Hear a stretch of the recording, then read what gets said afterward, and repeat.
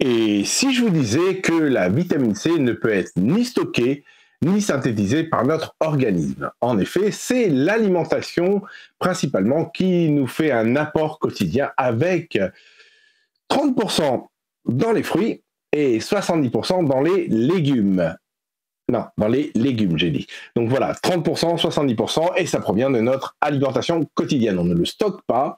Il y a ce qu'on appelle un pool circulant dans notre organisme qui est à peu près d'1,2 à 2,5 grammes dans notre organisme présent en continu. Et il y a ce qu'on appelle un turnover, c'est-à-dire un échange, une remise à niveau quotidienne entre 45 et 60 mg au quotidien. Donc on perd cette quantité et le pool se régénère par notre alimentation. Donc c'est 3% au total de turnover de la vitamine C. Notre besoin donc pour renouveler la vitamine C au quotidien est de 45 à 60 mg. L'élimination de la vitamine C se fait naturellement par voie urinaire. Et il faut savoir qu'il n'y a aucune toxicité à la vitamine C. On peut en prendre, alors je ne vais pas dire d'en prendre des kilotonnes et de bouffer des oranges toute la journée. Les principaux rôles physiologiques sont, premièrement, elle contribue à la synthèse du collagène, qui sont super importants dans les cartilages, les tendons, les os, les dents, et bien évidemment les gencives. Le collagène est notre ciment intercellulaire. C'est lui qui va maintenir notre organisme en place. Plus il y a du collagène, plus notre organisme est tonique. Exemple même de la peau, effondrement du collagène, perte en élasticité, apparition des rides. Donc si on manque de vitamine C, c'est notre charpente, notre ciment intercellulaire qui s'affaiblit, et donc apparition de pathologie. Elle a également une synergie avec la vitamine E, qui est un antioxydant très important. Donc vitamine C et vitamine E ont une synergie d'action et vont favoriser l'action antioxydante, donc pour contrecarrer les effets des radicaux libres dans l'organisme, radicaux libres qui sont formés par l'oxydation et qui provoquent des pathologies graves. Il faut savoir que dans l'allergie, la vitamine C va empêcher le surplus d'histamine. L'histamine, la dégranulation des mastocytes, donc ces petites cellules, qui lorsqu'il y a une réaction allergique vont provoquer cette dégranulation, apparition d'histamine, la vitamine C va contrecarrer les effets de l'histamine et donc de la réaction inflammatoire d'origine allergique. La vitamine C qu'il faut associer bien sûr avec du cuivre, du zinc, du sélénium, qui vont être des cofacteurs anti-inflammatoires, donc qui vont aider le mécanisme allergique de se calmer. Dans le métabolisme du fer, on sait que la vitamine C a un rôle primordial prédominant. Donc le fer, qui peut être d'origine animale ou végétale, n'est pas absorbé de la même façon. Le fer d'origine végétale est moins bien absorbé que celui d'origine animale. La vitamine C va contribuer au niveau intestinal à son absorption. Donc plus on a de la vitamine C, plus on fait rentrer du fer dans notre organisme. Et le fer est très important pour la fabrication d'hémoglobine et le transport d'oxygène vers les cellules. Donc je vais vous mettre toutes les actions de la vitamine C, il y en a plus d'une dizaine. Les plus importantes, on vient de les citer, pour le fer, pour l'allergie, l'inflammation. Voilà, la vitamine C a ses rôles prédominants et surtout, bien évidemment, antioxydante et dans notre structure intercellulaire, donc notre ciment, c'est là où elle intervient le plus. Donc le plus important, c'est de définir nos besoins au quotidien. Un enfant n'a pas les mêmes besoins qu'un adulte, une personne sportive pas les mêmes besoins qu'une personne de plus de 75 ans, une femme qui est en préménopause ou en ménopause n'a pas les mêmes besoins qu'une femme enceinte. Donc toutes ces périodes de la vie nécessitent un dosage particulier en vitamine C, mais comme toutes les vitamines d'ailleurs. Donc il faut bien adapter en fonction de son état les apports quotidiens en vitamine C. Maintenant, je vais vous expliquer quelque chose de très important.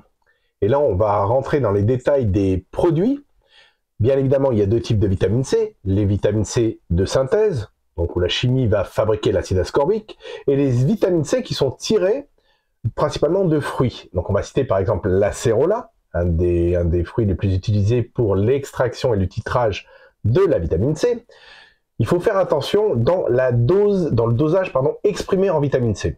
Quand vous allez en pharmacie acheter une boîte de vitamine C à base d'acérola, il est indiqué sur la boîte 1000, 2000, 500 mg d'acérola. Donc c'est là où je vais attirer toute votre attention. L'acérola, c'est pas le dosage de la vitamine C. Quand vous achetez 1000 mg d'acérola, vous ne prenez pas en fait 1000 mg, soit 1 g de vitamine C, pas du tout. En fait, l'acérola a une concentration en vitamine C de 1,7%, en moyenne. Le petit fruit, il contient à l'intérieur 1,7%. Les industriels, quand ils extraient donc la vitamine C de l'acérola, ils vont concentrer dans le comprimé la vitamine C à hauteur entre 15 et, on va dire, 17-20% au maximum. Donc ça veut dire quoi? Ça veut dire que quand vous achetez un produit contenant 1000 mg d'acérola, vous allez ingérer un comprimé de 1000 mg d'acérola, 170 à peu près à 200 mg de vitamine C. Donc évidemment, c'est très bien. 170, 200 mg, c'est suffisant. Mais il ne faut pas se méprendre. 1000 ou 500 ou 2000, ce n'est pas de la vitamine C. C'est le produit, l'acérola. C'est le petit fruit et la contenance dans le comprimé de ce fruit-là. Maintenant, il faut savoir que nous sommes dose dépendants de la vitamine C. Quand vous faites un apport quotidien de vitamine C, 500 mg d'acérola suffisent. Donc la cure vitaminique de vitamine C à 500 mg, parfaitement dosée. Par contre, vous êtes fatigué, vous avez besoin d'un petit surplus, un petit coup de boost, eh ben, il faut prendre dans ces cas-là entre 1000 et 2000 mg d'acérola. Là, on arrive à des doses un peu plus importantes qui vont booster notre organisme. Je le rappelle, on dort très bien si on prend de la vitamine C le soir. Il n'y a aucune incidence sur le sommeil. Ça a été prouvé. Aucune incidence entre la vitamine C prise de soir et notre sommeil. Et si on a besoin d'une cure antioxydante, là, il nous faut entre 500 et 1000 mg d'acérola. Donc, bien choisir son produit en fonction de ses besoins. Cure vitaminique, 500 mg. Cure booster, un petit peu booster entre 1000 et 2000 mg. Et la cure antioxydante entre 500 et 1000 mg. Voilà, il faut bien demander déjà à votre pharmacien, en fonction de votre besoin, la concentration en vitamine C et donc le dosage en acérola. Petit point important, les biflavonoïdes. Regardez bien dans la composition des produits que vous allez acheter en pharmacie s'il y a présence ou pas de biflavonoïdes. Les biflavonoïdes sont extraits également du fruit. Donc regardez bien dans la composition de ce que vous allez prendre en pharmacie s'il y a des biflavonoïdes. Parce que s'il y en a, cela va augmenter la métabolisation dans l'organisme de la vitamine C. Ça va diminuer l'élimination de la vitamine C, donc vous avez une quantité plus importante dans l'organisme, et surtout, ça va augmenter les effets de la vitamine C. Ça va avoir un effet potentialisateur, une synergie entre le biflavonoïde et la vitamine C, l'acide ascorbique. Donc regardez bien si le produit que vous allez prendre en pharmacie contient des biflavonoïdes.